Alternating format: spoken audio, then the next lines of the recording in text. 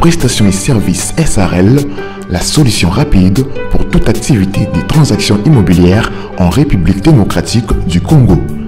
Vente, achat, gestion, estimation, mise en location des biens meubles et immeubles, contactez-nous au plus 243 85 27 79 630. Vous avez une parcelle à vendre, un terrain, une villa, une concession, un bureau et un appartement à vendre ou à louer, contactez-nous au plus 243 85 27 79 630. La CPS SRL est la première société et grand réseau spécialisé dans la vente et l'achat des biens. Oji mamacita, tu es tant de qui de moi de nous pour toi je t'ai redessis massa. Vas-y mamacita, Oji mamacita, en plein ensemble je t'ai dit je t'aime à travers le Mininga. Oji mamacita, tu es tant de qui de moi de nous pour toi je t'ai redessis massa. Oji mamacita, en plein ensemble je t'ai dit je t'aime à travers le Mininga. Quand je pense à toi je suis pas allé, je suis BG encore. Tu t'en fous de mes reproches et de mes erreurs qui sont moches. La bonne j'arrange mes souvenirs dans la rue, je deviens rail. Quand je suis dans le Mbote libota nanga mbote na bino. Donc awa tozo la qui sa quartier parce que toza likolo to na deux na premier niveau il y a immeuble moko tozo ta la lelo eza bien na bi ke belé ba osepela na yango. Mais avant tout na repréféré tota nan libanda hein avenue ndenge zali bon tozonga. Voilà donc awa to na makadam oyo ezo memabiso na lupangu oyo bouti comme on a en étage. Donc eza immeuble moko inachevé. Donc ezali prince o bato ça si que souki place o bomoni liboso na place to telemeli et puis oyo eza avenue. Donc oyo eza continuité place liboso wana o bomona wana eza place prince et soukeli. Donc a to wana avenue oyo ezo memabiso ti place immeuble ezali. Donc accessibilité betalala. Accessibilité eza betalala normal. À place Prince et Souki, bon la ndenge et continuer. Oeza avenue Oyo et continuité, il y a place Prince et Goleke là. Donc Prince et continuer, bah engin déjà ezali, maman moto ezali, donc Kalate, bazo zongi là, kusala musala yanzela. Donc marambu eza très kitoko. Donc auto pe sa idée, image ya quartier pour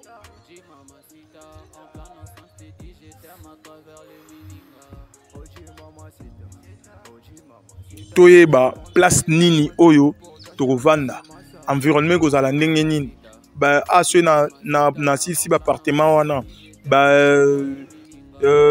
locataire ba refuta combien. Donc eza image ya quartier et peut permettre biso tozwa idée ya place toza. Donc a nyonso bomona eoza makadam. Donc wana tonito koma na lupango oyo toye kotala. Donc mikolo yo ba mbule ezobeta ya danger. Donc tozobengango ke to comme une tsunami. Mais eza tsunami tezara bambula. Donc awa to kotisko na concession en place le pango ezali. Donc o bomona to telemi na avenue o eza bandako oyo déjà etelemi na kati ya concession wana. Donc oyo ndeza ba voisin na yo. Ozo sentir voisin tongi yo pe ozo tonga makambo ezali. Donc o toche. Donc voilà. L'on côté la topusana ils dans la porte à bleu oana donc portail à bleu bon mon a voisin vie voisinage nenge ezaleli o ezopesa biso pifo ya ro bête appartement et puis ko chabatu. Donc voilà toujours avancer ndena lobaki to na komina monga fula eza munene a to na monga fula ya côté ya mbinza pompage côté ya saut des moutons pompage. Donc avenue asphaltée maman tout eza asphalté ndako yango yangoyo.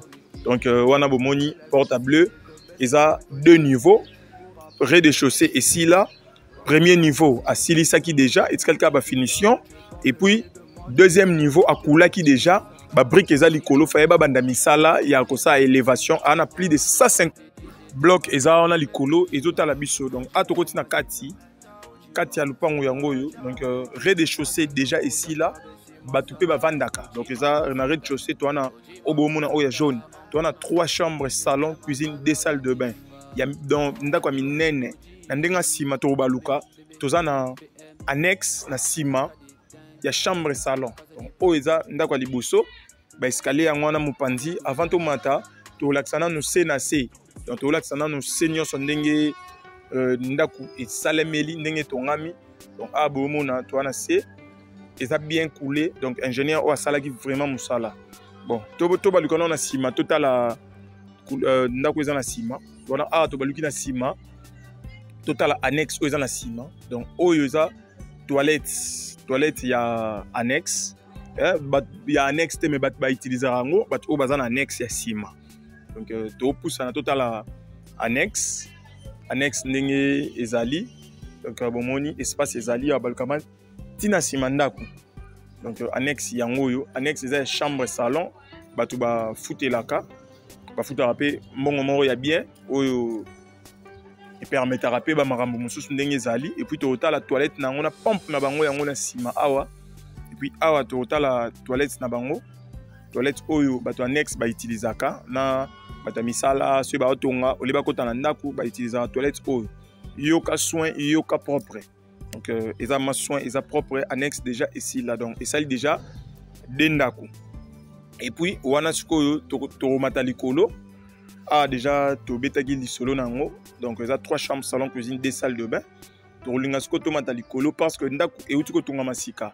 Et dans ndako tonga masika, era tongi na rez-de-chaussée sili bat bakoti amanesko likolo. To batasko likolo to sala étude ya GDG ndenge ezaleli. Mamacita, en plein ensemble, je t'ai dit je t'aime à travers les milingas. Quand je pense à toi, je suis pas allé, je suis BG encore. Tu t'en fous de mes reproches et de mes erreurs qui sont moches. La bonne j'arrange mes souvenirs dans la rage de garage. Quand je suis dans le bloc, bébé veut que je pleure. Oji mamacita, tu es bon de qui, de moi, de nous. Pour toi, je t'ai redessé ma ça. Oji mamacita, en plein ensemble, je t'ai dit je t'aime à travers les milingas. Oji mamacita, tu es bon de qui, de moi, de nous. Pour toi, je t'ai redessé ma ça.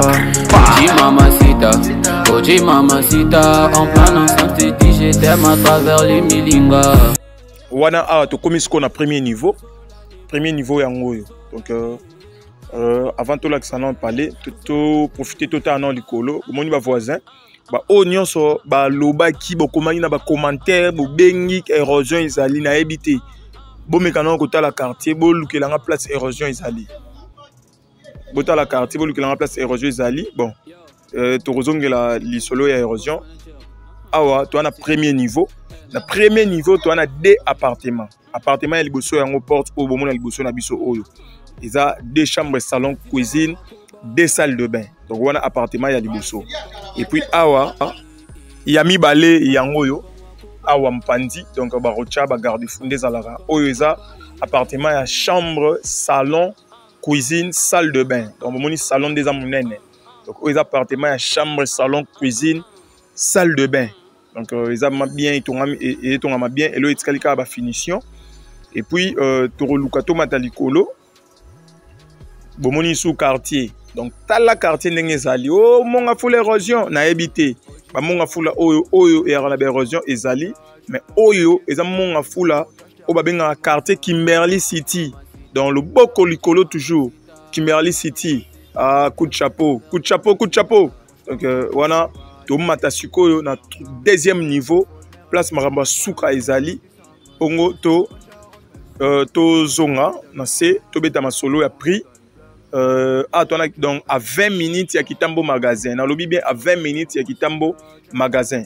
Donc voilà awa tozo matasikoyo na 3e niveau total marambango ndenge ezaleli. Donc bomo na quartier na luka côté réseau ezali nde balobaki na nga côté réseau ezali tisiko non na monité. Donc na awa tozo to matisko likolo on a lobaki 150 blocs, plus de 150 blocs au likolo yangoyo. Donc awa installation nyonso DG Salamaki, il y a courant, il y a plomberie DG Salamaki. Donc le etikalika awa élévation. Donc le pan oyo batiango $95,000 à discuter. Donc total à rapper prix homme ta sombaki terrain, prix homme ta tongi rez-de-chaussée à tongi premier niveau a coulé tilikolo. Donc wana na musika to mona quartier ndenge ezaleli. Et puis donc érosion ezate ndenge ba bana ko poser ba question. Donc wana tozotala donc ba brique oyo to betelaki solo yango oyo. Donc 95 000 à discuter. Donc les emplacements bien bomoni quartier ndenge ezali ba plomberie yango yo makambo nyonso eza bien. Donc yango kitoko makambo to eza vraiment très bien. Et puis awa tozokita na biso déjà. Donc ndeka na lobaki que toi na monga fula oyo ya bien monga fula ya mabete. Donc ba o ba raisonnaka que au monga fula ezalaka ba érosion ba mai tout ça yango. Donc là tozokita déjà to utaki likolo omoni makambo nyonso ndenge ezali 95 000 à discuter. Donc propriétaire iye moko aotekeloko na ye ezelo te ke ya bana ote eza iye moko nde azoteka eloko na ye. Donc iye moko aza sur place na Kinshasa nde azoteka yango. Donc $95 000 à discuter. Donc eza vraiment très bien. Donc voilà. Donc na o etikali na o nyos arozala intéressé ko bengi biso ko yana bureau ko kende kotala yango. Après kotala yango to renégocier ndenge ezala kaka. Donc wana to bimi na biso déjà to kende Kobimati Prince pour tozonga na biso. Donc bonne chance à tout le monde. Pena o nyos arozala intéressé par rapport ya vente ya lupango wana. Merci beaucoup. OG mamacita, je t'en qui de moi de nous pour t'acheter des cimasa.